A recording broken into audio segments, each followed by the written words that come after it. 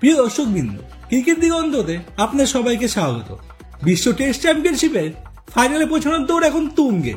লর্ডসে অনুষ্ঠিত এই ফাইনাল ম্যাচে জায়গা করে নিতে কোন কোন দল এখনো লড়াই টিকে রয়েছে, এই প্রশ্নের উত্তর খুঁজতেই আজকের আলোচনা। আসুন শুরু করি।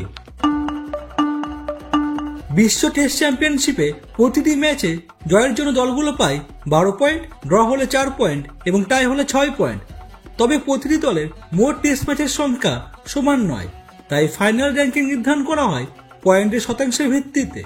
উদাহরণস্বরূপ, একটি জয় মানে 100%, একটি টাই মানে 50% এবং একটি ড্র মানে 33.3%।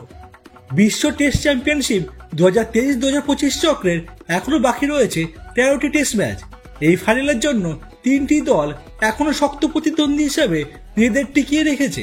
এরা হলো অস্ট্রেলিয়া, ভারত এবং দক্ষিণ আফ্রিকা।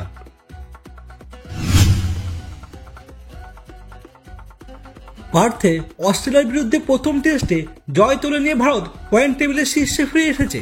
বাকি 4 ম্যাচের মধ্যে 3টি ম্যাচ জিততে পারলে তারা সরাসরি ফাইনালের টিকিট নিশ্চিত করবে।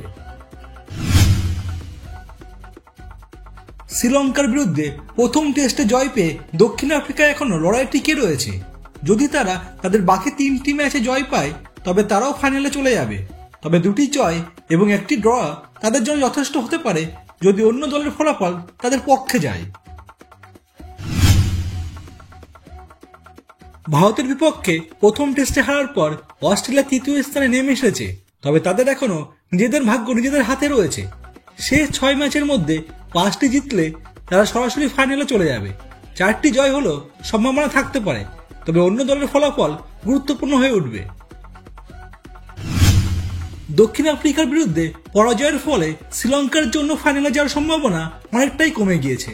তাদের পরের ম্যাচটি জিততেই হবে এবং অন্য দলের ফলাফল তাদের পক্ষে আসতে হবে।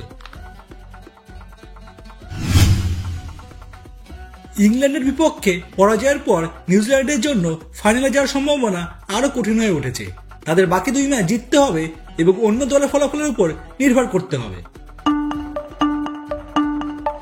বন্ধুরা, 2025 সালের বিশ্ব টেস্ট চ্যাম্পিয়নশিপের ফাইনালে কোন 2টি দল উঠবে বলে আপনি মনে করছেন? কমেন্ট করে জানান।